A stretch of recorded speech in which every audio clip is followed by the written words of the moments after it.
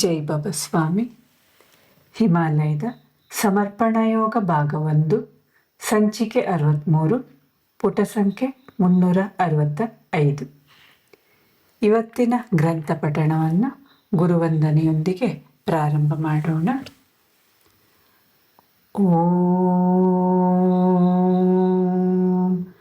ಗುರುರ್ ಬ್ರಹ್ಮ ಗುರುರ್ ವಿಷ್ಣು ಗುರುರ್ದೇವೋ ಮಹೇಶ್ವರಃ ಗುರುರ್ ಸಾಕ್ಷಾತ್ ಪರಬ್ರಹ್ಮ ತಸ್ಮೈ ಶ್ರೀ ಗುರುವೇ ನಮಃ.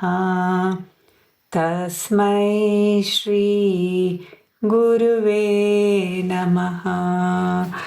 ತಸ್ಮೈ ಶ್ರೀ ಗುರುವೇ ನಮಃ. ಪರಮಾತ್ಮನ ಶಕ್ತಿ ವಿಶ್ವವಿಡೀ ಹರಡಿಕೊಂಡಿದೆ. ಪರಮಾತ್ಮನ ಅನುಭವವನ್ನು ಯಾವುದೇ ಮಾಧ್ಯಮದಿಂದ ಪಡೆಯಬಹುದು. ಇದರಲ್ಲಿ ಯಾವುದೇ ವ್ಯತ್ಯಾಸವಿಲ್ಲವೇಕೆಂದರೆ ಪರಮಾತ್ಮನ ಶಕ್ತಿಗೆ ಯಾವುದೇ ಸ್ವರೂಪವಿಲ್ಲ. ಯಾವ ಸ್ವರೂಪ ಕಾಣಿಸುತ್ತದೋ ಅದು ಮಾಧ್ಯಮದ ಸ್ವರೂಪವಾಗಿದೆ. ಇಡೀ ವಿಶ್ವವನ್ನೇ ಚಲನಶೀಲ ಸ್ಥಿತಿಯಲ್ಲಿ ಇಡಬಲ್ಲ ಶಕ್ತಿಯೇ ಪರಮಾತ್ಮನ ಶಕ್ತಿ. ಈ ಶಕ್ತಿಯನ್ನು ಪಡೆಯುವ ಮಾರ್ಗವೇ ಆತ್ಮಜ್ಞಾನವೆಂಬುದನ್ನು ಸಮಾಜಕ್ಕೆ ಹೋಗಿ ಜನರಿಗೆ ತಿಳಿಸು. ಮನುಷ್ಯರಿಗೆ ಇರುವುದು ಒಂದೇ ಧರ್ಮ, ಮನುಷ್ಯ ಧರ್ಮ. ಅದು ಅವನ ಸ್ವಂತ ಧರ್ಮವಾದ ಆತ್ಮಧರ್ಮ. ಉಳಿದೆಲ್ಲವೂ ಧರ್ಮೋಪಾಸನ ಪದ್ಧತಿಗಳು ಬೇರೆ ಬೇರೆಯಾಗಿರಬಹುದು. ಆದರೆ ಪರಮಾತ್ಮ ಒಬ್ಬನಾಗಿರುವಾಗ, ಮನುಷ್ಯನು ಒಬ್ಬನೇ ಆಗಿರುವಾಗ ಹಲವಾರು ಧರ್ಮಗಳು ಹೇಗೆ ಇರಲು ಸಾಧ್ಯ? ಧರ್ಮ ಒಂದೇ, ಅದು ಆತ್ಮಧರ್ಮ. ಈ ಜ್ಞಾನವನ್ನು ಮನುಷ್ಯನಿಗೆ ನೀಡು. ಇದನ್ನು ಅರ್ಥೈಸಿಕೊಳ್ಳಲು ಅವನಿಗೆ ಸಮಯ ಬೇಕಾಗಬಹುದು. ಆದರೆ ಇದನ್ನು ಖಂಡಿತವಾಗಿಯೂ ಅರ್ಥ ಮಾಡಿಕೊಳ್ಳುತ್ತಾನೆ. ಹೋಗಿ ಅವರಿಗೆ ಆತ್ಮಜ್ಞಾನವನ್ನು ಪಡೆಯುವುದು ಮನುಷ್ಯ ಮಾತ್ರವೆಂದು ತಿಳಿಸು. ಯಾವುದೇ ವ್ಯಕ್ತಿಯ ಭಾಷೆ, ಬಣ್ಣ, ಜನಾಂಗ, ಲಿಂಗ, ದೇಶ ಮತ್ತು ಆರಾಧನಾ ಪದ್ಧತಿ ಬೇರೆ ಬೇರೆ ಇರಬಹುದು. ಇವೆಲ್ಲ ಬಾಹ್ಯಕ್ಕೆ ಸಂಬಂಧಪಟ್ಟ ವಿಷಯಗಳು. ಇವೆಲ್ಲ ಬೇರೆ ಬೇರೆಯಾಗಿದ್ದರೂ ಮನುಷ್ಯನ ಆತ್ಮಧರ್ಮ ಒಂದೇ. ಇವತ್ತು ಎಲ್ಲವೂ ಪುಸ್ತಕಗಳಿಗೆ ಸೀಮಿತವಾಗಿದೆ. ಆದರೆ ಪುಸ್ತಕಗಳಲ್ಲಿ ಬರೆದಿರುವುದೆಲ್ಲ ಜ್ಞಾನವಲ್ಲ, ಅವುಗಳು ಮಾಹಿತಿ ಮಾತ್ರ ಆಗಿರುತ್ತವೆ. ಜ್ಞಾನ ಪಡೆದ ಮೇಲೆ ಹೊರಗಿನ ಮಾಹಿತಿಗಳನ್ನು ಓದುವ ಅವಶ್ಯಕತೆ ಇರುವುದಿಲ್ಲ. ಆ ಪುಸ್ತಕಗಳಲ್ಲಿ ಬರೆದಿರುವ ಎಲ್ಲವೂ ಮನುಷ್ಯನಿಗೆ ತನ್ನ ಆತ್ಮಜ್ಞಾನದಿಂದ ತನ್ನಷ್ಟಕ್ಕೆ ತಿಳಿಯುತ್ತದೆ. ಯಾವ ಪ್ರಕಾರ ಪ್ರಕೃತಿಯಲ್ಲಿ ನಾವು ನೋಡುವ ಒಂದು ಗಿಡ ನಿಧಾನವಾಗಿ ಬೆಳೆದು ವೃಕ್ಷವಾಗಿ ಒಂದು ನಿಶ್ಚಿತ ಸಮಯಾವಧಿಯ ನಂತರ ಹಣ್ಣು ಬಿಡಲು ಪ್ರಾರಂಭಿಸುತ್ತದೆಯೋ, ಹಾಗೆಯೇ ಈ ಆತ್ಮಜ್ಞಾನದ ಗಿಡ 800 ವರ್ಷಗಳನ್ನು ದಾಟಿ ಈಗ ವೃಕ್ಷವಾಗಿ ಬೆಳೆದಿದೆ. ಈಗ ಅದರಲ್ಲಿ ಅನುಭೂತಿಯ ಫಲ ಬಿಟ್ಟಿದೆ. ಈ ಅನುಭೂತಿ ಫಲದ ಬಗ್ಗೆ ಸಮಾಜದ ಜನರಲ್ಲಿ ತಿಳುವಳಿಕೆ ಇಲ್ಲ. ಸಮಾಜಕ್ಕೆ ಹೋಗಿ ಅಲ್ಲಿ ಇದರ ಬಗ್ಗೆ ತಿಳುವಳಿಕೆ ಮಾತ್ರವಲ್ಲ, ಈ ಅನುಭವ ಫಲವನ್ನು ಅವರಿಗೆ ತಿನ್ನಿಸು. ಮನುಷ್ಯನಿಗೆ ಅದು ಅರ್ಥವಾಗಲಿಕ್ಕಿಲ್ಲ. ಯಾಕೆಂದರೆ ಅದು ಇನ್ನೂ ಚಿಕ್ಕದು, ಅದರ ಪ್ರಾಯವೂ ಚಿಕ್ಕದು. ಆದರೆ ಅವನ ಆತ್ಮವು ಅದನ್ನು ತಿನ್ನಲು ಪರಿಪಕ್ವವಾಗಿದೆ. ಕಾರಣ ಅದಕ್ಕೆ 800 ವರ್ಷಗಳಾಗಿವೆ. ಅದಕ್ಕೆ ಶೀಘ್ರವಾಗಿ ಪರಿಚಯ ಸಿಗುತ್ತದೆ. ಮನುಷ್ಯನ ಶರೀರಕ್ಕೆ ಅದರ ಪರಿಚಯ ಸಿಗಲಿಕ್ಕಿಲ್ಲ. ಅದು ಇನ್ನೂ ಚಿಕ್ಕ ವಯಸ್ಸಿನದ್ದು. ಅದಕ್ಕೆ ಅನುಭವ ಜ್ಞಾನವಿಲ್ಲ. ಮನುಷ್ಯನಿಗೆ ಯಾವ ಯಾವ ರೀತಿಗಳಲ್ಲಿ ಅನುಭವವಾಗಿದೆಯೋ ಅದೇ ಪ್ರಕಾರವಾಗಿ ಅದಕ್ಕೆ ಅರ್ಥವಾಗುತ್ತದೆ. ಪರಮಾತ್ಮ ಎಂದರೆ ಏನು? ಧರ್ಮವೆಂದರೆ ಏನು? ಪರಮಾತ್ಮನ ಮಾಧ್ಯಮವೆಂದರೇನು? ಪರಮಾತ್ಮನ ಅನುಭವದ ಆನಂದ ಎಂದರೇನು? ಇವುಗಳ ತಿಳುವಳಿಕೆ ಕೇವಲ ಒಂದೇ ಒಂದು, ಅನುಭೂತಿ ಪಡೆದಾಗ ಉಂಟಾಗುತ್ತದೆ. ಮುನಿಗಳಾದ ನಮ್ಮ ಇಚ್ಛೆ ಏನೆಂದರೆ ಈ ಅನುಭವದ ಜ್ಞಾನ ಮನುಷ್ಯ ಸಮಾಜಕ್ಕೆ ತಲುಪಬೇಕು. ಯಾಕೆಂದರೆ ಅದಕ್ಕೆ ಸರಿಯಾದ ಸಮಯ ಒದಗಿ ಬಂದಿದೆ. ಈ ಇಚ್ಛೆಯಿಂದಲೇ ನಾವೆಲ್ಲರೂ ಆ ಜ್ಞಾನವನ್ನು ನಿನ್ನೊಳಗೆ ತುಂಬಿಸಿ ನಿನಗೆ ಒಪ್ಪಿಸುತ್ತಿದ್ದೇವೆ. ಒಪ್ಪಿಸಿದ ಈ ಜ್ಞಾನವನ್ನು ಸಮಾಜಕ್ಕೆ ತಲುಪಿಸುವ ಜವಾಬ್ದಾರಿ ನಿನ್ನದು. ಈ ಒಂದು ಉದ್ದೇಶಕ್ಕಾಗಿಯೇ ಆ ಜ್ಞಾನವನ್ನು ನಿನಗೆ ಒಪ್ಪಿಸಲಾಗಿದೆ. ಆ ಜ್ಞಾನವನ್ನು ಸಮಾಜದಲ್ಲಿ ಹಂಚದ ವಿನಾ ನಿನ್ನ ಗುರುಗಳ ಋಣದಿಂದ ನೀನು ಮುಕ್ತನಾಗುವುದಿಲ್ಲ. ನೀನು ಈ ಜ್ಞಾನವನ್ನು ಸಮಾಜದಲ್ಲಿ ಹಂಚುವ ಮೂಲಕ ನಿನ್ನ ಗುರುವಿಗೆ ಗುರುದಕ್ಷಿಣೆ ನೀಡುವೆ. ಗುರುದೇವರು ಬಹಳ ಹೊತ್ತಿನವರೆಗೆ ಮಾತನಾಡುತ್ತಿದ್ದರು. ಹಾಗೆಯೇ ಅವರಿಗೆ ಸುಸ್ತಾಗಿರಬಹುದೆಂದು ಕುಡಿಯಲು ಸ್ವಲ್ಪ ನೀರು ತಂದು ಕೊಟ್ಟೆ. ಅವರು ಅದನ್ನು ಸ್ವೀಕರಿಸಿದರು. ನಾನು ಗುರುದೇವರನ್ನು ಸ್ವಲ್ಪ ವಿಶ್ರಾಂತಿ ಪಡೆಯಲು ಕೋರಿದೆ. ಅದಕ್ಕೆ ಅವರೆಂದರು, ನೋಡಪ್ಪ, ನನ್ನ ವಿಶ್ರಮಿಸುವ ಸಮಯ ಹತ್ತಿರ ಬರುತ್ತಿದೆ. ನಾನು ನಿಶ್ಚಿಂತೆಯಿಂದ ಆರಾಮ ಪಡೆಯಬಹುದೆಂದು ಈ ವಿಚಾರಗಳನ್ನೆಲ್ಲ ನಿನಗೆ ಹೇಳುತ್ತಿದ್ದೇನೆ. ಈ ಮಾಹಿತಿಯನ್ನು ನಿನಗೆ ಒಮ್ಮೆ ಕೊಟ್ಟರೆ ನನಗೆ ಸಮಾಧಾನ ಉಂಟಾಗುತ್ತದೆ ಎಂದು ನೀಡುತ್ತಿರುವೆ. ಇದೆಲ್ಲ ನನ್ನ ಆತ್ಮ ಸಮಾಧಾನಕ್ಕಾಗಿ ಹೇಳುತ್ತಿದ್ದೇನೆ. ಪ್ರತಿ ಮನುಷ್ಯನು ತಾನು ಏನನ್ನು ಮಾಡುತ್ತಾನೋ ಅದನ್ನು ಅವನ ಆತ್ಮಶಾಂತಿಗೋಸ್ಕರ ಮಾಡುತ್ತಾನೆ. ನಾನು ಕೂಡ ನನ್ನ ತೃಪ್ತಿಗಾಗಿ ಇದನ್ನೆಲ್ಲ ನಿನಗೆ ಹೇಳುತ್ತಿರುವೆ. ಈ ರೀತಿಯಾಗಿ ಹೇಳುತ್ತಾ ಗುರುದೇವರು ವಿಶ್ರಾಂತಿ ಪಡೆಯಲು ಕುಟೀರಕ್ಕೆ ಹಿಂದಿರುಗಿದರು. ನಾನು ಕುಳಿತು ಆಲೋಚಿಸತೊಡಗಿದೆ. ಗುರುದೇವರು ಸಮಾಜದಲ್ಲಿ ಇರದಿದ್ದರೂ ಸಮಾಜದಲ್ಲಿ ಏನು ನಡೆಯುತ್ತಿದೆ ಎಂಬ ಪೂರ್ಣ ಜ್ಞಾನವನ್ನು ಹೊಂದಿದ್ದಾರೆ. ಹಾಗೆಯೇ ಪ್ರತಿಯೊಬ್ಬ ಮನುಷ್ಯನ ಬಗ್ಗೆ ಅವರ ಮನಸ್ಸಿನಲ್ಲಿ ಎಷ್ಟೊಂದು ಕರುಣೆ ಇದೆ. ಪ್ರತಿಯೊಬ್ಬ ಮನುಷ್ಯನಿಗೂ ಆತ್ಮಜ್ಞಾನವು ತಲುಪಿಸಬೇಕೆಂಬುದು ಅವರ ಇಚ್ಛೆಯಾಗಿದೆ.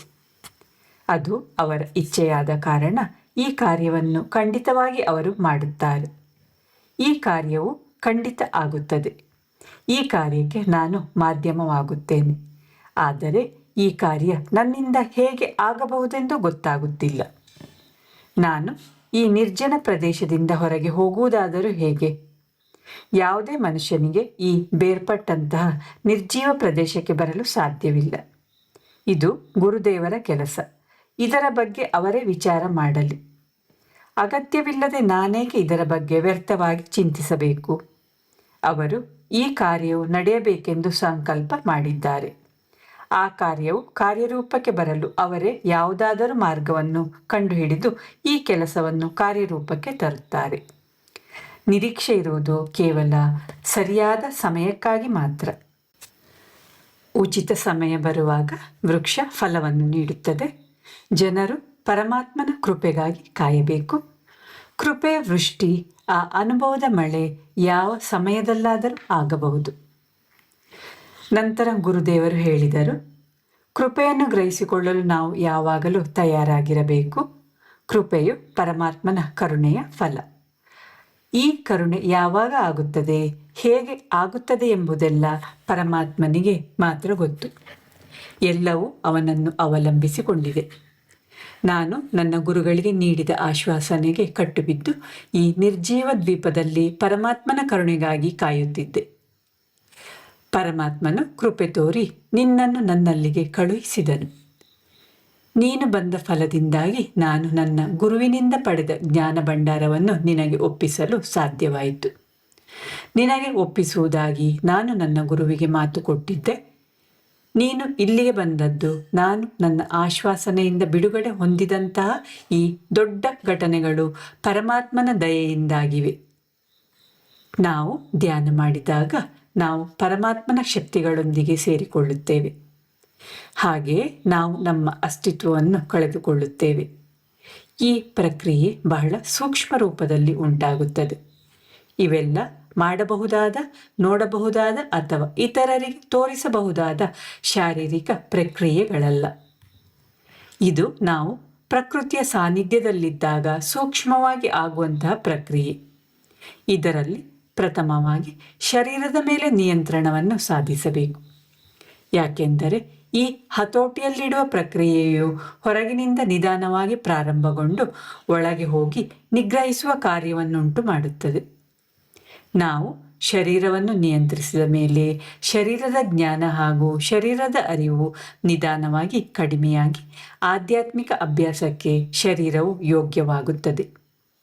ಶರೀರವು ಯೋಗ ಸಾಧನೆಗಾಗಿ ತಯಾರಾದಾಗ ಶಾರೀರಿಕ ಪ್ರತಿಬಂಧಕಗಳು ತನ್ನಷ್ಟಕ್ಕೆ ಕಳಚಲ್ಪಡುತ್ತವೆ. ಯೋಗ ಸಾಧನೆಯು ಶರೀರದ ಪವಿತ್ರತೆ, ಅದರ ಶುದ್ಧತೆ ಹಾಗೂ ಸ್ವಚ್ಛತೆಯನ್ನು ನಡೆಸಿಕೊಂಡು ಬರುವಲ್ಲಿ ಪ್ರಮುಖ ಪಾತ್ರವನ್ನು ವಹಿಸುತ್ತದೆ. ಅಂತಹ ಸಮಯದಲ್ಲಿ ಶರೀರ ಏನು ಮಾಡಬೇಕು ಅದನ್ನೇ ಮಾಡುತ್ತದೆ. ಶರೀರವು ಇರಬೇಕಾದ ಸ್ಥಿತಿಯಲ್ಲಿರುತ್ತದೆ. ಆ ನಂತರ ದೇಹದ ಮೂಲಕ ಮನಸ್ಸಿನಲ್ಲಿ ಉಂಟಾದ ಆಲೋಚನೆಗಳು ಯೋಗ ಅಭ್ಯಾಸದಿಂದ ನಿಯಂತ್ರಣಕ್ಕೆ ಬರುತ್ತವೆ. ಇದು ಯಾಕೆ ಆಗುತ್ತದೆ ಎಂದರೆ, ನಾವು ಶರೀರವನ್ನು ಹೇಗೆ ವ್ಯರ್ಥ ಚಟುವಟಿಕೆಗಳಲ್ಲಿ ಬಳಸಿ ಶಕ್ತಿಯನ್ನು ನಷ್ಟ ಮಾಡಿಕೊಳ್ಳುತ್ತೇವೋ ಹಾಗೆಯೇ ನಾವು ಮನಸ್ಸಿನಲ್ಲೂ ಅನಿಯಮಿತ ನಿಷ್ಪ್ರಯೋಜಕ ಆಲೋಚನೆಗಳನ್ನು ನಡೆಸಿ ಬಹಳಷ್ಟು ಮನೋಶಕ್ತಿಯನ್ನು ವ್ಯರ್ಥ ಮಾಡಿಕೊಂಡಿರುತ್ತೇವೆ. ಸತತ ಅಭ್ಯಾಸದಿಂದ ಈ ರೀತಿಯಾಗಿ ಪೋಲಾಗುವ ಶಕ್ತಿಯನ್ನು ಉಳಿಸಿಕೊಳ್ಳುವುದರಲ್ಲಿ ಸಫಲರಾದಾಗ ಮನಸ್ಸು ನಿಯಂತ್ರಣಕ್ಕೆ ಬರಲಾರಂಭಿಸುತ್ತದೆ. ಮನಸ್ಸು ನಿಯಂತ್ರಣಕ್ಕೆ ಬಂದಾಗ ನಾವು ಧ್ಯಾನ ಸ್ಥಿತಿಯನ್ನು ನಿಧಾನವಾಗಿ ತಲುಪುತ್ತೇವೆ. ನಾವು ನಮ್ಮ ಗುರುವಿನ ಮೇಲೆ ಎಷ್ಟು ಆದರದ ಭಾವವಿರಿಸುತ್ತೇವೋ, ಎಷ್ಟು ಶ್ರದ್ಧೆ ಇರಿಸುತ್ತೇವೋ ಅಷ್ಟೇ ಸುಲಭವಾಗಿ ಈ ಕಾರ್ಯವು ಸಂಪನ್ನಗೊಳ್ಳುತ್ತದೆ. ಯಾಕೆಂದರೆ ಗುರುವಿನ ಶರೀರ ಪರಮಾತ್ಮನ ಶಕ್ತಿಗಳ ಮಾಧ್ಯಮವಾಗಿರುತ್ತದೆ. ಆದರೆ ನಾವು ಶರೀರದ ಮಾಯಾಜಾಲದಿಂದಾಚೆ ಹೋಗಿ ನೋಡಬೇಕು.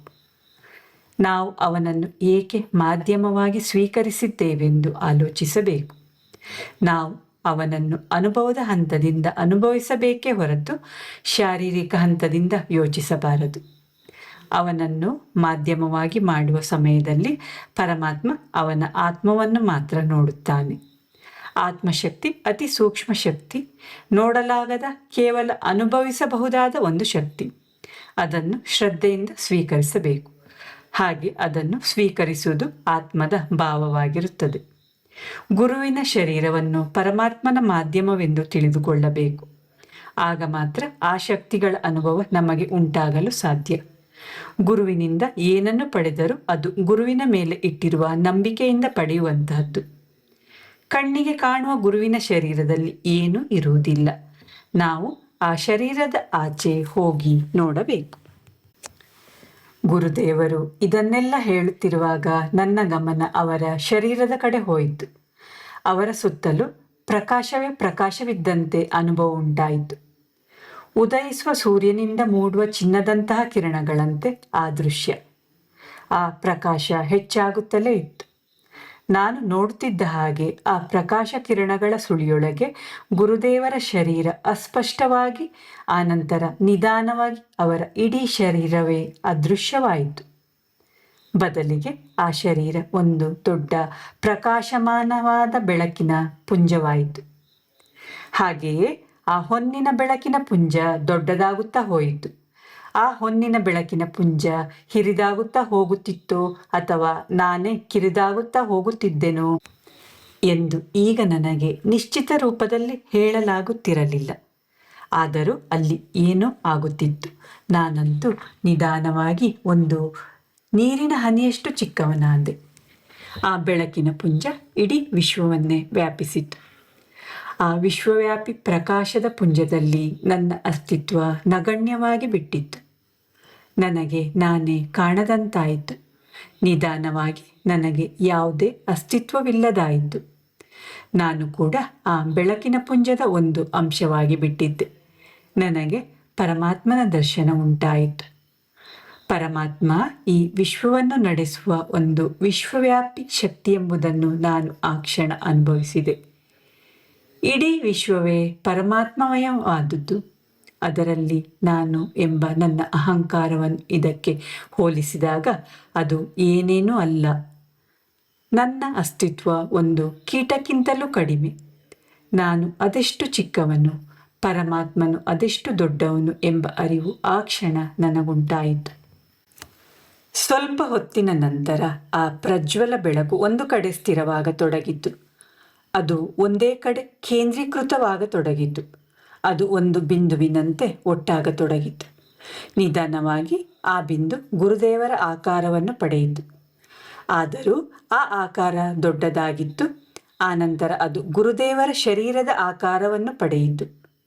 ಗುರುದೇವರನ್ನು ನೋಡಿದ ಕೂಡಲೇ ನಾನು ಸಾಷ್ಟಾಂಗ ಉದ್ದಂಡ ನಮಸ್ಕಾರ ಮಾಡಿದೆ.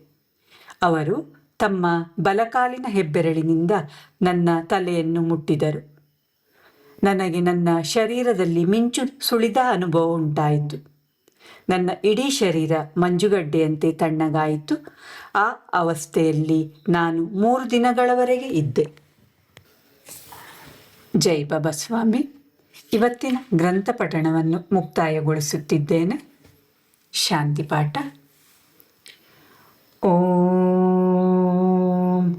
ದ್ಯೋ ಶಾಂತಿ ಅಂತರಿಕ್ಷಂ ಶಾಂತಿ ಪೃಥ್ವೀ ಶಾಂತಿ ಆಪಃ ಶಾಂತಿ ಔಷಧಯಃ ಶಾಂತಿ ವನಸ್ಪತಯಃ ಶಾಂತಿ ವಿಶ್ವೇ ದೇವಃ ಶಾಂತಿ ಬ್ರಹ್ಮ ಶಾಂತಿ ಸರ್ವಗಂ ಶಾಂತಿ ಶಾಂತಿರೇವ ಶಾಂತಿ ಸಾ ಮಾಂ ಶಾಂತಿರೇಧಿ.